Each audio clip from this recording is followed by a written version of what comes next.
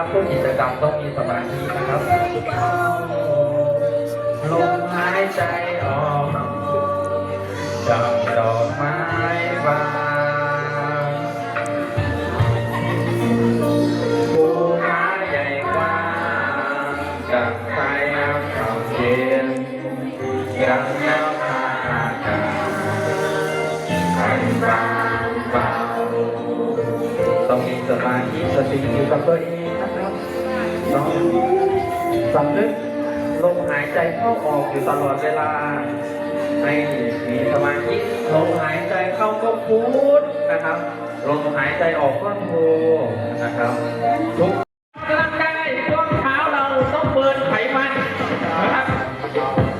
ล่าสัตว์พาแดกพานโอ้ขอต้องไปเอาโรคบีบซี่ไปเอาซอยก่อนแม่พี่